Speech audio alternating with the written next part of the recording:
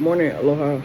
Um, just wanted to hop on and let you guys know that I'll be doing like a little impromptu, I guess you can call it, series on how to research a pet sitter, like the pet sitter that's for you. Things you should ask during the interview with said pet sitter or pet sitting company, and then how do you prepare so that you are the best pet sitting client for that particular pet sitter or that company. So today I'll go through just how do you go about finding a pet sitter. For me, when it comes to my pets, budget is kind of out the window, and that means you have to prepare. When you're preparing to schedule these plane tickets and these hotel visit or stays and things like that, you need to factor in every day how much your budget is to pay an actual pet sitter. I always start at the top with a professional company, and after the company, there's some individuals who, run their own private companies. So the top tier would be like a vet clinic or like a brick and mortar boarding facility. The next step would be a private company, something like myself. And then the third layer would be like a Rover or Care.com, like an app or someone you may come in contact with on some social media profile like Nextdoor, Facebook, whatever. And then last, or in that same category, you can put friends, family, neighbors, whatever. I don't recommend the last one. I don't recommend the Rover or the Care.com one. Although, there are some good sitters on there if your budget is like $25 a day, but you're going to get what you pay for.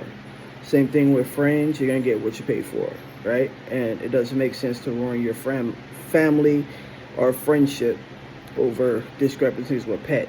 And they're not professionals. They're just people doing it to help you out or people doing it for side money. So those two, I really don't consider.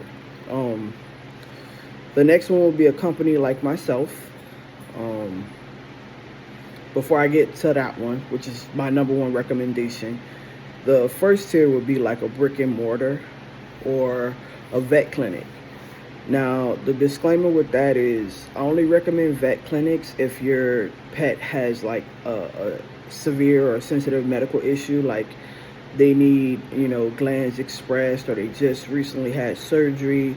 You have a dog or a cat or an animal that's diabetic and they need, their insulin and they need their blood sugar monitored. They have like a UTI or something that prevents them from hitting the potty or the litter box or pottying properly. They need to be relieved every 2-3 hours opposed to, every 6 to 8. So those are people that qualify, pets that qualify for like a medical boarding situation. Sometimes it benefits too in that situation to go to a brick and mortar because some of them have vet techs who work part-time at these dog boarding facilities, and they're versed in insulin management and things of that nature within these facilities. The checklist for me with these facilities would be size, and then just like with kids, the ratio of teachers to students, the ratio of the amount of dogs they have to a caregiver. You want to do a actual walkthrough of the facility and ask the questions like, what is a typical day like? What is the routine? What, is the experience of the people caring for your pet? Things of that nature. A big one for me, a make or break, would be, do you guys have cameras set up? Can I see them in the play yard? Can I see them while they're in their housing, location? Because as a person who's worked in boarding facilities, a big one in New Orleans, the staff there could be hit or miss, and then if the owner of the establishment is tight and they want to make all the money but not pay their employees properly, they're going to get what they pay for. Piss poor, just effort, and people who are just burned out. So you wanna get a vibe for the place, or a feel for the place.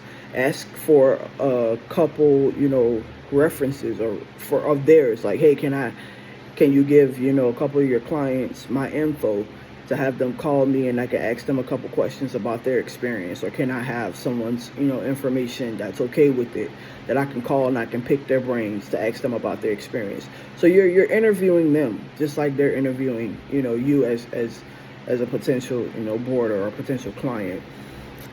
Now, my number one preferred method, I guess people can say I'm biased, but it's to work with a small business, a small company like myself, who has anywhere from, one employee or two. Like myself and my wife, we're a family-run company with a couple independent contractors as needed. And then they have no more than, I guess you can say, 50 to 100 employees. That's still considered small. One, you get to support local. Two, if a company is truly local and established, they'll have references. Just because they have a review on Yelp or Google, that doesn't mean, because you can fluff those, you can, incentivize those, and just encourage people to leave you reviews. So it's about, I would say, 50-50 with those reviews and the honesty of those reviews. So what you really want to do is find a company that's been around 5-10 plus years, and you want to interview those particular individuals and move forward from there. So the first step would be to find and locate that company, to see like who the owner is. You want to know who the owner is, but what their story is. Are they animal lovers, animal people by profession? Maybe like myself, former wildlife biologist, zookeeper, farm ranch hand. So I've been doing this since I was 15, working with animals, a variety of fields. So you want to know, hey, are you a veterinarian background? Are you a field biologist background? Or, a field researcher background?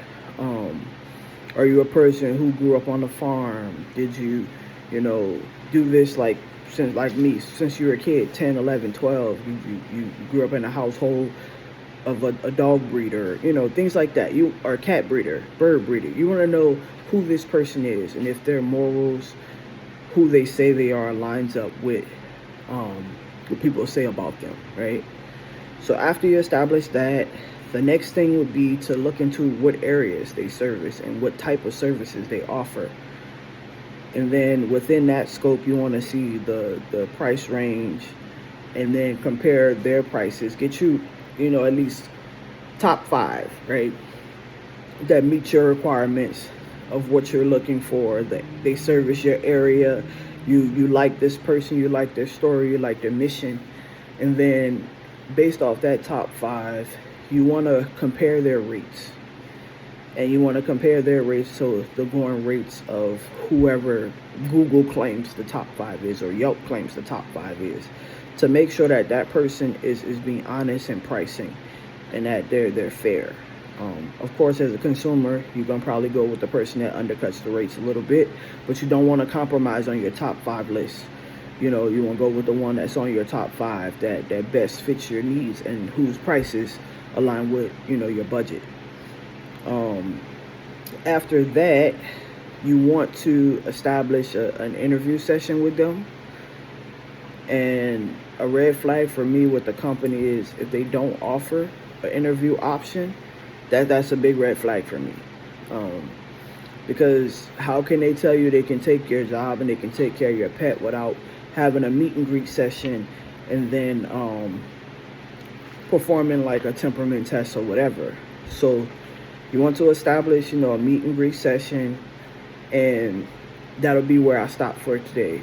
So we got research, plan and prep, include your daily pet sitting budget into your hotel, flight, whatever, daily spending budget for your vacation. You want to start this process probably for cats about 4 weeks out from when you leave, to ensure you find the right person and you're not pressed. And if you have a dog or multiple dogs, especially if you have like a dog that is more of a guard dog, a protecting breed, or a dog that is just super picky with people, I would probably start anywhere from 8 to 12 weeks out, so that you give that person multiple opportunities to come by, to familiarize themselves with your dog, and your dog gets familiar with them, and vice versa. So that, you know, is a different situation, and I'll go over the multiple meet and greet sessions later. But yeah, you want to start there. You want to, you know, find that person, that company, research them. You want to get a feel for who they are, make sure they fit your budget, and you want to establish a meet and greet session or opportunity. So that'll be what I have for you guys today. Follow me on YouTube, Instagram, Facebook, whatever, to get notifications when I'll pop up with a next video in this series. Be humble, be nice with me. I hate camera time. I hate being on the camera. My skin isn't the best right now, so I'm pretty conscious about stuff like that.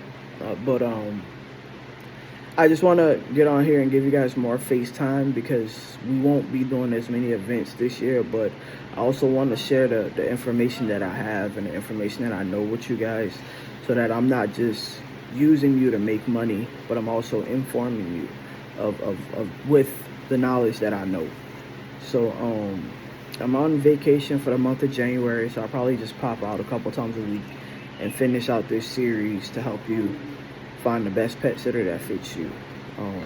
So if you guys have any questions, if you guys have any series that you would like me to start, or questions in particular that you would like to ask me, feel free to either DM or email those. But these are longer videos, so they'll go straight to our YouTube channel. Please follow us on YouTube, and I'll be doing just a couple more informationals with this, just trying to challenge myself to figure out social media and how it works. All right, I'm a little bit under the weather still, but I'm rocking, I'm pet sitting, I'm getting things done. But until next time, peace guys, be safe, Happy New Year. Aloha.